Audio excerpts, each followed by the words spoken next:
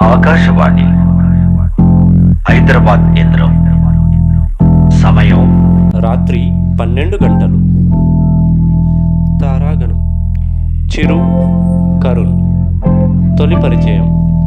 Funny.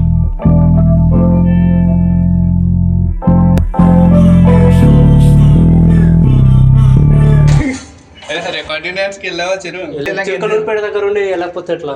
కానీ బట్టలు అశ్లీలంగా లేవు. అశ్లీలంగా ఎందుకు లేవని అడిగాడు, అశ్లీలంగానే కొట్టి పంపించారు. తెలుగుని ప్రమోట్ ఎందుకు ఏంటో చెప్పు. కానీ నవీన్ నూరి గారిని ఎడిటింగ్ చూస్తే ఏం బొక్కల ట్రైలర్ రైతురే అనిపిస్తుంది నాకు. అంటే రోజుకోసారి ఎడిస్తారేట్రా మీరు? టైం పెట్టుకుంటా టైం ఏంటి, టైం అయిపోయింది. డిప్రెషన్. ఇది బ్లడ్ మొత్తం టీ పడే ఉంది. అల్పజీవి కానీ అసమర్థం జీవి అత్తర కేశవరెడ్డి రాసిన సిటీ బ్యూటిఫుల్ మోకాని పిల్లలు చివరికి మిగిలేది దయానిధి.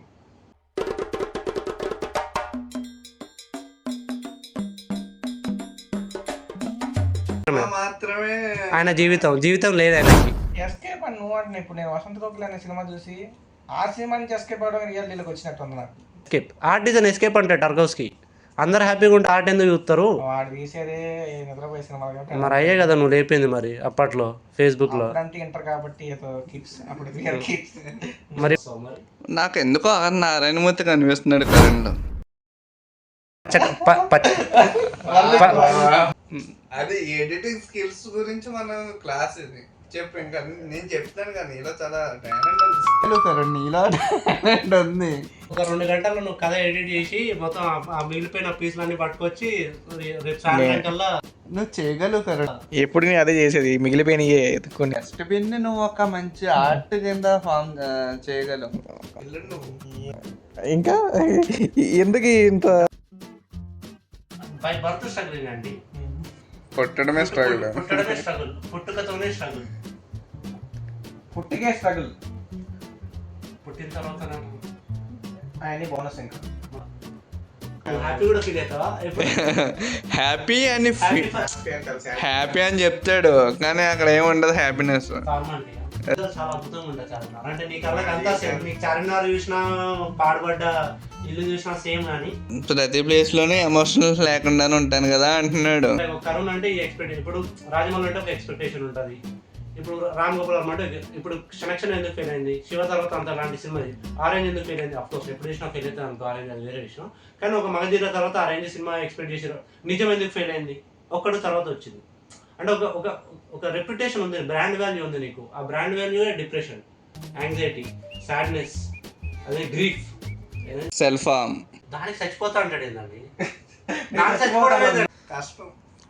అసమర్థం జీవయాత్ర లాంటి ఒక బుక్ రాయగలరు. అందుకని ఫేస్బుక్ లో ఒక గ్రూప్ తెలుగు డిప్రెసింగ్ యువత మ్యాట్ని కల్లా అదే అయిపోద్ది. జీవయాత్ర బుక్ స్టార్టింగ్ లో ఉండిద్ది, నాలో ఉన్న అసమర్థం నేను చంపేసుకున్నాను. నీ డిప్రెషన్ ఇంత, నా డిప్రెషన్ ఇంత, నాది అట్లా. మన కొత్త తరం రైటర్లు అందరికి వాళ్ళ బుక్లు నచ్చుతున్నాయి కదా. పేర్లు చెప్పుకో. అది మోడీని క్రిటిసైజ్ చేయడం కన్నా చాలా పెద్ద క్రైమ్ అది. రైటర్సే కాదు, అంతేగా నువ్వు చెప్పేది. ఇన్ఫ్లుయెన్సర్స్, సాహిత్యపు ఇన్ఫ్లుయెన్సర్స్, సోషల్ మీడియా ఇన్ఫ్లుయెన్సర్స్. ఇది చాలా ఇంపార్టెంట్ బిట్. ఇది ఖచ్చితంగా ఉండాలి మీడియా. ఎందుకు ఇంపార్టెంట్ చెప్పు. నేను చెప్పకూడదు. ఇప్పుడు కరుణ్ దొరకచ్చు కానీ నేను దొరకకూడదు.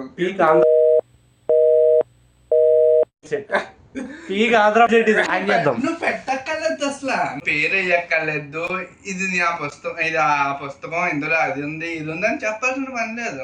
చెప్పినట్టు చెప్తేనే వాళ్ళకి తెలుస్తుంది. నేను కాంటెంపరీ చదవలేదు. ఎక్కడ దొరకాలి ఎక్కడ దొరకకూడదు తెలుసు. నిజం చెప్పు, చచ్చిపోవడం సింపులా, బతకడం సింపులా? చనిపోయిన తర్వాత లైఫ్ ఈజీ అంటున్నా. చనిపోయిన తర్వాత లైఫ్ ఉండదు.